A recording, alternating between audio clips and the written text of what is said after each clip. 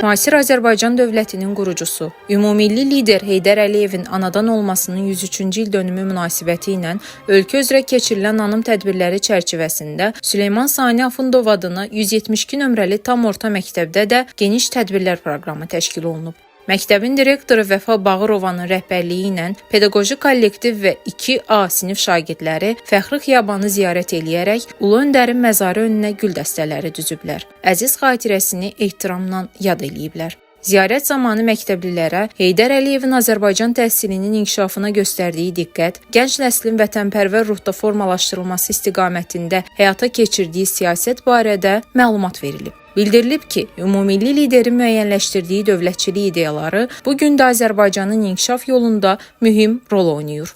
Anım tədbirləri daha sonra məktəbin aks zalında Heydər Əliyev müstəqil Azərbaycanın memarıdır adlı bədii kompozisiya ilə davam edib.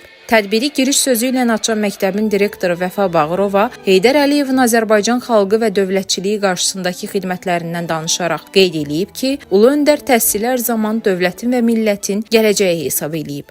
Direktor çıxışında Prezident İlham Əliyevin rəhbərliyi ilə Azərbaycanın əldə etdiyi uğurların təməlində məhz Heydər Əliyevin siyasi kursunun dayandığını vurğulayıb. Tədbirin bədii hissəsində 2A sinif şagirdlərinin təqdim etdiyi proqram iştirakçılar tərəfindən böyük maraqla qarşılanıb. Şagirdlərin hazırlığında sinif rəhbəri Nəzrin Fəttahovanın xüsusi əməyi qeyd olunub. Kompozisiyada şagirdlərin ifasında səslənən şeirlər, musiqi nömrələri və Heydər Əliyevin həyat və fəaliyyətinə həsr olunmuş videoşarxlar tədbir iştirakçılarına duyğulu anlar yaşadıb. Məktəb rəhbərliyi bildirib ki, bu cür tədbirlərin keçirilməsində əsas məqsəd gənc nəslə milli mənəvi dəyərləri aşılamaq, Heydər Əliyev irsini tanıtmaq və şagirdləri dövlətçilik ənənələrinə sadiq vətəndaşlar kimi formalaşdırmaqdır. Sonda tədbirin təşkilində əməyi olan müəllim və şagirdlərə təşəkkür edilib.